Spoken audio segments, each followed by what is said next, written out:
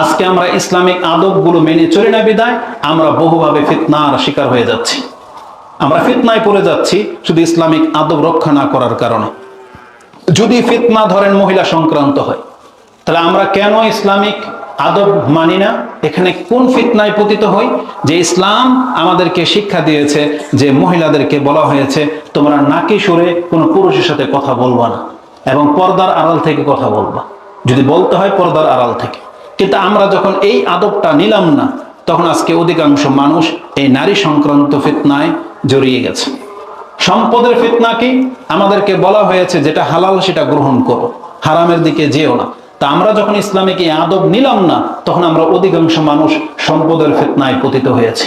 আমাদেরকে বলা হয়েছে কথা বলতে গেলে ভদ্রতার সাথে কথা বলবা, কিন্তু আমরা যখন মূর্খামি করি, কিছু হলেই রেগে যাই, আক্রোশমূলক গিয়ে আচরণ করি, তখন ঝগড়া লেগে যাচ্ছে, তখন মন মালিন্যতা তৈরি হচ্ছে, তখন একে অপরের উপরে আঘাত লেগে যাচ্ছে। এই ফিতনায় জড়িয়ে যাচ্ছি শুধু ইসলামের এই একটা আদবকে রক্ষা না করার কারণে। তো তিনি কসম করে বলতেছেন যে বর্তমান মুসলিমদের উচিত আমাদের পূর্বের সালাফদের আদর্শ মোতাবিক ইসলামিক আদবের শিক্ষা গ্রহণ করা, যেমনটা তারা রাসূলুল্লাহ সাল্লাল্লাহু আলাইহি ওয়াসাল্লাম থেকে শিক্ষা গ্রহণ করেছিলেন।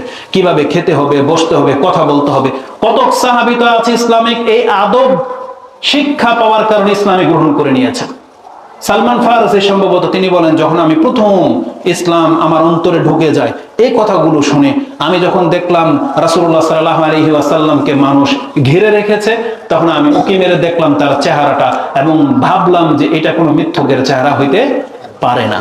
তখন তার মুখ থেকে সর্বপ্রথম যে উপদেশ বাণীগুলো আমি শুনেছি, এটা আমার অন্তরের ভিতরে ইসলামকে একবারে গেঁথে দিয়েছিল। সেটা কি ছিল? বলছে, ইয়া আইয়ুহান নাস আফশুস সালাম ওয়া তুতিমুত তাআম ওয়াসিলুল আরহাম ওয়াসাল্লু বিল-লাইলি ওয়ান-নাসু নিয়াম তাদখুলুল জান্নাতা বিসালাম। হে মানুষ, তোমরা একে অপরকে সালাম দাও, সালামের প্রচার ঘটাও, একে অপরকে খাদ্য খাওয়াও, তোমরা আত্মীয়তার সম্পর্কে রক্ষা করে চলো, রাতে উঠে নামাজ পড়ো। এগুলো করে নিলে সম্মানের সাথে জান্নাতে প্রবেশ করতে পারবে। তিনি বলতেছেন এটা ইসলামের আদব শিক্ষা, এটাই তিনি ইসলাম গ্রহণ করে নিলেন, তারপরে কালেমা পড়ে নিলেন। তো কথা হচ্ছে যে ইসলামিক আদবের গুরুত্ব অনেক বেশি। তো তিনি বলেছেন তাহলে কি হবে?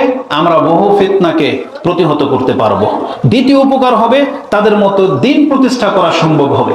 দিন প্রতিষ্ঠা তো এটাই যে আপনি ইসলামিক ভদ্র মোতাবেক চলবেন সবকিছুর ক্ষেত্রে, ডান হাতে খেতে হবে, বসে খেতে হবে, সবগুলো কথা ইনশাল্লাহ এর মধ্যে আসবে।